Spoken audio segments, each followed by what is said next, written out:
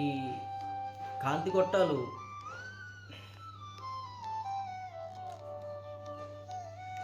ఈ 5 కాంతి గొట్టాలు అనుకున్నాం కదా, ఈ 5 కాంతి గొట్టాలు ఏమిటి చెప్పండి? అన్నమయ కోసం, ప్రాణమయ కోసం, మనోమయ కోసం, విజ్ఞానమయ కోసం, ఆనందమయ కోసం. Very good. ఈ అన్నమయ కోశము, ప్రాణమయ కోశము, మనోమయ కోశము, ఆనందమయ కోశాలు, ఇవి 5 కోశాలు. ఇవి 5 శరీరాలు. ఇవన్నీ కూడా శక్తివంతంగా ఉంటేనే మానవ జీవితము సమతుల్యంగా ఉంటుంది ఈ భౌతిక జగత్తులో. ఇవన్నీ కూడా సమతుల్యంగా ఉంటేనే భౌతిక ఆధ్యాత్మిక జగత్తులో, అంటే ఆధ్యాత్మిక జగత్తు అంటే ఎక్కడుంది అంటే ఎక్కడో బయట లేదు, ఉన్నదంతా ఇక్కడే, ఈ ప్రపంచంలోనే, ఈ జగత్తులోనే, ఈ జన్మలోనే మనం తీసుకుంటాం. భౌతిక ప్రపంచము, ఆధ్యాత్మిక ప్రపంచము రెండిటిని కూడా ఈ జన్మలోనే ఇక్కడే తీసుకుంటాం, మరి అక్కడ తీసుకోవడం లేదు. ఎందుకు అంటే ఆత్మ ఈ శరీరాన్ని అనుభూతి చెందడానికి భూమి మీదకి వచ్చింది. ఈ శరీరంతోనే ఏదైనా అనుభూతి చెందాలి. ఈ శరీరంతోనే ఏదైనా అనుభూతి చెందాలి ఈ లోకంలో. ఏ లోకం ఇది? భూలోకం. ఈ భూలోకంలోనే అనుభూతి చెందడానికి వచ్చింది కాబట్టి ఇక్కడే స్వర్గం ఉంది, ఇక్కడే నరకం ఉంది. ఇదే భౌతిక జగత్తు, ఇదే ఆధ్యాత్మిక జగత్తు. మోక్షము ఎప్పుడు వస్తుంది అంటే చాలామంది చెప్తారు చనిపోయిన తర్వాత మోక్షం వస్తుందో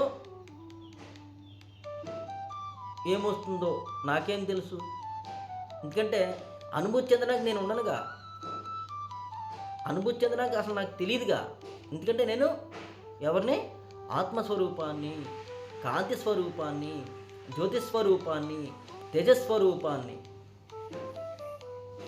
నాకు రూపము లేదు, నాకు నామము లేదు, రెండు లేని నేను రూపాన్ని, నామాన్ని తీసుకుని భూమి మీదకి వచ్చాను అనుభూతి చెందడానికి. దీని నుంచి మళ్ళీ మనసుగా మారిపోయి దేహంతో తాదాత్మ్యం చెంది ఇంద్రియాలతో కూడి నేను నాది అహంకార మమకారాలతో కొట్టుకుంటున్నాను కాబట్టి నాకు తెలియకుండా ఎన్నో వాసనలు నాలోకి యాడ్ అయిపోతున్నాయి కాబట్టి జన్మ మృత్యు జరావ్యాధిలో పడిపోయి మరలా పుట్టడము, జీవించడము, చనిపోవడము, మరలా పుట్టడము, జీవించడము, చనిపోవడం, మరలా పుట్టడము, జీవించడం, చనిపోవడము జరుగుతుంది. ఈ జీవితంలో ఎన్నో సుఖదుఖాలు అనుభూతి చెందుతున్నాను. కారణం ఏంటంటే ఇంతకుముందు జన్మల్లో నేను చేసుకున్న కార్యాల యొక్క ఫలితమే నా ఈ జీవితంలో సుఖదుఖాలు లోనవుతున్నాను. ఈ జన్మలో మనం సుఖంగా ఎక్కువగా ఉన్నామా, దుఃఖంగా ఎక్కువగా ఉన్నామా అంటే ఎవరి మాట కాళ్ళు పరీక్షించుకుంటే తెలుస్తుంది. సుఖం ఎక్కువగా ఉన్నాను అంటే అంతకుముందు జన్మల్లో ఎన్నో పుణ్యకార్యాలు చేసుకుని ఉన్నాను అని గ్రహించాలి. దుఃఖంలో ఎక్కువగా ఉన్నాను అంటే అంతకుముందు జన్మల్లో పాపకార్యాలు ఎక్కువగా చేసుకున్నాను అని గ్రహించాలి. మరి ఈ జన్మలో మనం ఏం చేస్తామో తెలుసుకుని అంటే ఈ జన్మను బాగు చేసుకుంటామో లేదో నాకైతే తెలియదు. ఏమో పుణ్యకర్మ ఎక్కువగా ఉంటే కనుక ఈ జన్మ బాగు చేసుకోవచ్చేమో, ఏమో నా సాధన ఎక్కువగా ఉంటే కనుక ఈ జన్మలోనే నేను సాధ్యపడొచ్చేమో. నాకు ఏమాత్రమైన సాధన కుంటుపడినా, ఏమాత్రమైన పూర్వజన్మలో చేసిన పుణ్యం నా అకౌంట్లో ఎక్కువగా లేకపోయినా ఇప్పుడు సాధన చేసుకుంటే వచ్చే జన్మలో అయినా సరే నేను బాగా భౌతిక ఆధ్యాత్మిక జగత్తులో సమతుల్యంగా ఉండగలను. అందుకే మనకి ఈ యోగ రహస్యాలు క్లాసులో ప్రతిరోజు కూడా, ప్రతి క్షణాన్ని కూడా ఎరుకులో పెట్టుకోండి. ఎప్పటికప్పుడు చెక్ చేసుకుంటుండండి మీ మనస్సుని. మీ మనస్సు మీద దృష్టి పెట్టండి ఎప్పటికప్పుడు. మనస్సుగా మీరు ఉండిపోతే దృష్టి పెట్టలేరు. మీరు ఆత్మస్వరూపంగా ఉండి మీరు దృష్టి పెట్టగలరు. దృష్టి పెట్టవచ్చు. ఎప్పుడు? ఆత్మస్వరూపంగా ఉన్నప్పుడు, నిరంతరం ఆ ఎరుకలో ఉన్నప్పుడు. అందుకు మనము ఈ కాంతి గొట్టాలని, అంటే అన్నమయ శరీరాన్ని, ప్రాణమయ శరీరాన్ని, మనోమయ శరీరాన్ని, విజ్ఞానమయ శరీరాన్ని, ఆనందమయ శరీరాన్ని, ఈ 5 పంచకోశాలని కూడా నిరంతరం మనం శుద్ధి చేసుకుంటుంటాం.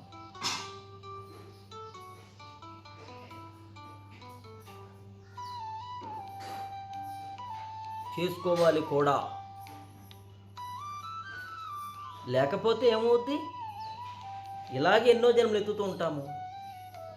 ఇలాగే సుఖ దుఃఖాలకు లోనవుతూ ఉంటాము.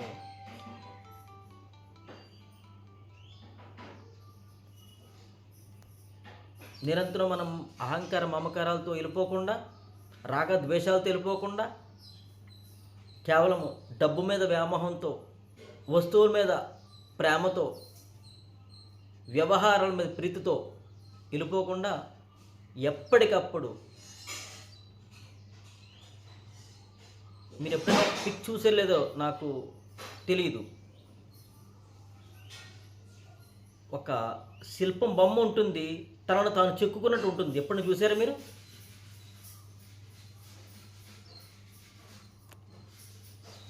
ఎక్కడైనా చూసారా?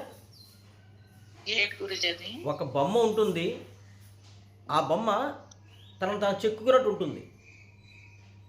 చూడలేదు గురుజీ. ఎక్కడ చూడలేదా అమ్మా? చూసాము, ఎక్కడో టీవీలో చూపించారు. ఒక శిల్పము ఉంటుంది, ఒక బొమ్మ ఉంటుంది, ఇక్కడ వరకు మొత్తం అంతా పిక్చర్ అంతా వచ్చేసింది, ఇక్కడ చెక్కుకున్నట్టు కనబడుతుంది మీకు. అంటే తనను తాను చెక్కుకుంటుంది శిల్పంలో, తనను తాను శిల్పంలో చెక్కుకుంటుంది. అంటే దాని అర్థం ఏంటంటే, ఒక శిల్పి ఒక రాయిని శిల్పంగా మార్చడం ఒక విధానము, తనను తాను శిల్పంగా మార్చుకోవడం ఒక విధానం. అంటే ఇంకా ముందుకెళ్తే నన్ను నేను సరిచేసుకోవడమే సాధన అనేది, నన్ను నేను సరిచేసుకోవడమే. అంతేకాని పూజ చేయడము, జపం చేయడము, ధ్యానం చేయడము, తీర్థయాత్రలకు వెళ్ళడము, ఇవన్నీ కూడా ఆధ్యాత్మిక మార్గాల్లో ఒక విధానం. కానీ సాధన అంటే జపము, ధ్యానము, పూజ అని మాత్రమే అనుకుంటారు. లేదా ఒక లలిత సహస్రనామం చదవడము, విష్ణు సహస్రనామం చదవడము, లేదంటే చదివించడము అనుకుంటాము. కాదు, సాధన అంటే నాలో ఉన్న లోపాలని సరిచేసుకోవడము. ఎప్పటికప్పుడు నాలో ఉన్న లోపాలను సరిచేసుకుంటూ పోతూ ఉంటే నాకు నా యొక్క జన్మ పరిపూర్ణమవుతుంది. లేదు అంటే మన జన్మ అపరిపూర్ణమైపోతుంది. ఎప్పటికప్పుడు సరిచేసుకుంటూ ఉండాలి.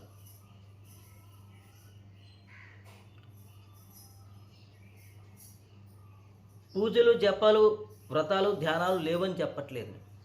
అది ఒక స్టేజ్. ఎవరైతే ఈ జన్మని ఆఖరి జన్మగా చేసుకుందాం అనుకుంటారో, ఎవరైతే ఈ జన్మలోని ముక్తి రావాలనుకుంటారో, ఎవరైతే మోక్షం రావాలనుకుంటారో, వారు చేసే సాధన ఏమిటి? తనని తాను సరిచేసుకోవడము, తనలో ఉన్న లోపాలను సరిచేసుకోవడము. ప్రొద్దున్న ఒక మెసేజ్ పెట్టాను వాట్సాప్లోకి వెళ్ళి చదవండి. ఎవరొకళ్ళు లలిత చదవమ్మా.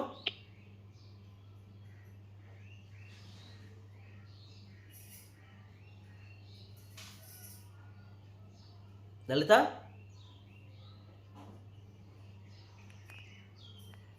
సౌమ్య, యోగ రహస్యాల హీలింగ్ విధానం గట్టిగా చదవండి. చదువుతాను గురు. యోగా రహస్యాల హీలింగ్ విధానంలో, డౌజింగ్ యొక్క విధానంలో ఒక అంశం మిమ్మల్ని ఎప్పుడు హోలిస్టికల్లీ హెల్దీగా ఉండటం అలవాటు చేసుకోవాలి. అప్పుడే మీరు భౌతిక ఆధ్యాత్మిక ప్రపంచంలో సమతుల్యం చేసుకోగలరు. అంటే సంపూర్ణ ఆరోగ్యవంతులు లేదా సమగ్ర ఆరోగ్యంతో ఉండటం అని అర్థం. ఇది శారీరక, ఫిజికల్, మానసిక, మెంటల్, ఆధ్యాత్మిక, స్పిరిచువల్ మరియు సామాజిక, సోషల్ శ్రేయస్సును కలిపి మొత్తం వ్యక్తి ఆరోగ్యాన్ని పరిగణలోకి తీసుకునే విధానం. వ్యాధి రాకుండా నివారించడంతో పాటు జీవన శైలి మరియు పర్యావరణ అంశాలను కూడా ఇది దృష్టిలో ఉంచుకుంటుంది. కీలక అంశాలు: శరీరం మరియు మనస్సు కేవలం శారీరక ఆరోగ్యం మాత్రమే కాదు, మనస్సు, మానసిక ఆరోగ్యం కూడా ఆరోగ్యంగా ఉండాలి. సమగ్ర విధానం: అనారోగ్యానికి చికిత్స చేయటమే కాకుండా మీ యొక్క జీవన శైలి, భావోద్వేగాలు మరియు అలవాట్లలో మార్పులు చేసుకోవాలి. నివారణ: వ్యాధి వచ్చిన తర్వాత నయం చేయడం కంటే కూడా వ్యాధి రాకుండా ముందు జాగ్రత్తలు తీసుకోవడంపై ఇది దృష్టి పెడుతుంది. సాధారణంగా చెప్పాలంటే సంపూర్ణ ఆరోగ్యం అంటే శరీరం, మనస్సు మరియు ఆత్మ సమతుల్యతతో ఉండటం. అంటే తెలుగులో సంపూర్ణ ఆరోగ్యవంతులు లేదా సమగ్ర ఆరోగ్యంతో ఉండటం అని అర్థం. ఇది శారీరక, ఫిజికల్, మానసిక, మెంటల్, ఆధ్యాత్మిక, స్పిరిచువల్ మరియు సామాజిక, సోషల్ శ్రేయస్సును కలిపి మొత్తం వ్యక్తి ఆరోగ్యాన్ని పరిగణలోకి తీసుకుని విధానం. వ్యాధి రాకుండా చాలు నివారించడంతో చాలు, అదే పాటు మళ్ళీ రిపీట్ అయిపోయినట్టుంది. చాలు. సరే అండి. అంటే ఇప్పుడు ఏమిటి, ఇప్పుడు మనకి ఆ డౌజింగ్ చార్ట్ ఉంటుంది. ఆ డౌజింగ్ చార్ట్లో చాలా ఉంటాయి ప్రక్రియలు. ఆ పిక్ కూడా పెట్టాను చూడండి ఒకసారి. ఇప్పుడు నాకు ఏది అవసరము అని అంటే హెల్తీ, ఫిజికల్, ఎలాగా అది చెప్పండి, హోలిస్టిక్ హెల్తీ అని వచ్చింది అనుకుందాం కొంచెం. అంటే ఏంటి, మనకేం కావాలి, మన జీవితము ప్రస్తుతం ఇలా ఉండడానికి కారణము ఈ ఇబ్బంది ఉంది అని మనకి ఆ డౌజింగ్ చెప్పింది. ఇప్పుడు మనం ఏం చేస్తాము, దానికి సంబంధించి క్రియలు చేసుకుంటూ పోతూ ఉంటాము, దానిని సరి చేసుకుంటూ పోతూ ఉంటాము. ఇప్పుడు మన జీవితంలో, మన మనస్సులో ఇది లోపం ఉందని మనకు ఎలా తెలుస్తుంది? ఎవరు చెప్తారు అంటే భగవంతుడు మనకి తెలియజేస్తాడు ఈ డౌజింగ్ ద్వారా. ఈ లోపం ఉందని మనకు తెలియదు, ఇది సరి చేసుకోవాలని మనకు తెలియదు, శారీరక మానసిక సమతుల్యం చేసుకోవడం మనకు తెలియదు, అసలు ఈ లోపం నాలో ఉందని కూడా తెలియదు నాకు. ఎందుకంటే ఏదో బతికేస్తున్నాను కాబట్టి. ఇప్పుడు ఈ డౌజింగ్ ద్వారా మనలో ఈ మార్పు తెచ్చుకోమని భగవంతుడు ఆ డౌజింగ్ ద్వారా మనకి తెలియజేశాడు. అప్పుడు మనం దీని మీద వర్క్ చేసుకుంటాం. ఇది సాధన. భౌతిక ఆధ్యాత్మిక జగత్తులో సమతుల్యంగా ఉండడమే సాధన. మరి ఇది తెలియకుండా నేను ఏదో పూజ చేస్తూ ఉంటాను, ఇది తెలియకుండా ఏదో జపం చేస్తూ ఉంటాము, ఇది తెలియకుండా ఏదో ధ్యానం చేస్తూ ఉంటాను, ఇది తెలియకుండా నేను ఏదో క్రియలు చేస్తూ పోతూ ఉంటాను. నాలో మార్పు ఎక్కడ వస్తుంది, ఎలా వస్తుంది? ఎందుకంటే రోగానికి మందు వేయడం కాదు, రోగానికి మూల కారణం తెలుసుకుని దానికి మందు వేస్తే రోగం పోతుంది.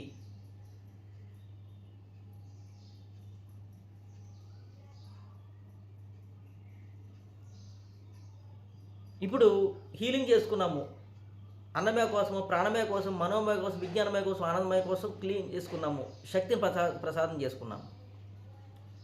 అది ఎంతవరకు శక్తివంతమైంది మళ్ళీ మనం చెక్ చేసుకోవాలి. గురూజీ మరి ఎంత టైం టేకింగ్ కదా? మా టైం టేకింగే. నెలకి 1,00,000 రూపాయలు సాధన ఉద్యోగం చేసి జీతం సంపాదించడానికి 12 సంవత్సరాలు కష్టపడ్డావు. 12 సంవత్సరాల సపోజ్ 1,00,000 రూపాయలు శాలరీ రావాలంటే ఎన్ని సంవత్సరాల జీవితం మీద చదువు మీద పెట్టాలమ్మా? 20 సంవత్సరాలు పెట్టాలి. 20 సంవత్సరాలు కేవలం ₹1,00,000 సంపాదించడానికి నీ సమయం అంతా వృధా చేసావు. మరి నీ జీవితాన్ని పరిపూర్ణం చేసుకోవడానికి సమయం పెట్టవా నువ్వు? గురూజీ, మరి మా ఉద్యోగ వ్యాపార వృత్తుల్లో ఉదయం 10 గంటల నుంచి సాయంత్రం 4 గంటల వరకు సరిపోతుంది కదా గురూజీ. మరి సాయంత్రం 4 గంటల నుంచి రేపు ఉదయం 9 గంటల వరకు ఏం చేస్తావు నువ్వు? నిద్రపోతావా? నిద్రపోతే ఏముంది, జీవితం వృధా అయిపోయిందిగా. జీవితం వృధా అయిపోయిందిగా. కేవలం అంటే నీ జీవితం మొత్తం మీద ఈ ₹1,00,000 సంపాదించడమే నీ జీవితమా? కాదు. ధనము నీ జీవితంలో ఒక అవసరం జీవించడానికి. మరి ఈ భూమి మీదకి ఎందుకు వచ్చావు? ధనం సంపాదించి జీవించడానికే వచ్చావా? చాలామంది అనుకుంటారు ధనం సంపాదించడమే జీవితం అండి, వస్తు వాహనాలు కొనుక్కోవడమే జీవితం అండి, ఇల్లు వాకిళ్ళు ఏర్పాటు చేసుకోవడమే జీవితం అండి, భార్యతో భర్తతో పిల్లలతో మనవాళ్ళతో ఉండడమే జీవితం అండి. బాగుంది. ఏం తీసుకెళ్ళిపోతావు నువ్వు? వెళ్ళిపోతూ భగవంతుడి సమాధానం చెప్పుకోవాలి మనం. భూమి మీదకి ఏం సాధించావు? పొలం పుట్టడం సాధించానండి, ఒక భార్యను సాధించానండి, ఒక భర్తను సాధించానండి, మనవరాళ్ళని ఎత్తుకున్నానండి. ఇది ఎన్నో జన్మం చేసుకొస్తున్నావు కదరా అంటాడు ఆయన. ఏం చెప్తారు మీరు కానీ నేను కానీ? మీ కోవలో నేను కూడా వచ్చేస్తాను. మనందరూ ఏం చెప్తాం మనం?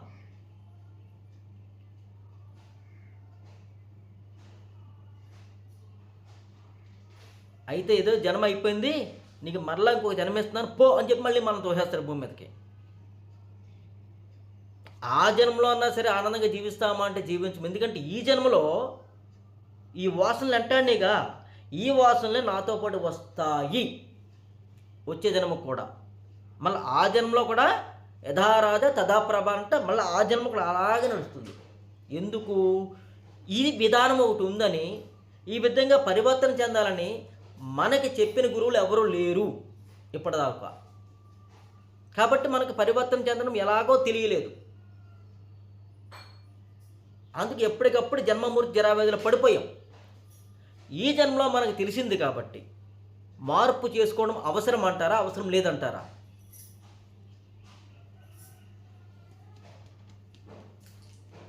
కుదరపడం పక్కనెట్టండి. నా ప్రశ్న ఏంటంటే మార్పు చేసుకోవడం అవసరం అంటారా, అవసరం లేదంటారా? అమ్మా, అవసరమేనా అనవసరమా? అది అవసరమని ఎవరైతే తెలుసుకుంటారో, మనస వాచ కర్మణ త్రికరణ శుద్ధితో తెలుసుకుంటారో వారు సాధన చేస్తారు. మన మనస్సుని ఎప్పటికప్పుడు సరిచేసుకుంటూ, నాలో ఉన్న లోపాలను సరిచేసుకుంటూ ఉన్నవాడే ఈ భూమి మీద జీవించడానికి అర్హుడు అని శాస్త్రం చెప్తుంది. లేదంటే బ్రతికున్న జీవోత్సవము ఇది. బ్రతికున్న జీవోత్సవమా? ఎవరు? సాధన చెయ్యని వాడు. ఏ సాధన? నన్ను నేను ఉద్ధరించుకోవడానికి. నన్ను నేను ఉద్ధరించుకోవడానికి ఎవడైతే సాధన చేయడో వాడు జన్మ వృధా, బ్రతుకున్న జీవోత్సవంతో సమానము అనే శాస్త్రం చెబుతుంది. మీకు యోగ రహస్య లీనింగ్ క్లాస్లో మీరు కేవలము ఎక్సర్సైజ్ చేయడము, ప్రాణాయామాలు చేయడము, ధ్యానం చేయడము, చక్రశుద్ధి చేసుకోవడము ఇది ఒక క్రమం. కానీ డే మొత్తంలో నేను నేర్పే విద్యల్లో ప్రతిదీ మీరు సాధన చేస్తూ పోతూ ఉంటే మీకు కానీ నాకు కానీ ఈ జన్మలోనే ఆఖరి జన్మగా రావచ్చు. లేదు సరిపోతే వచ్చే జన్మలోనే సరే ఆఖరి జన్మ వస్తుంది.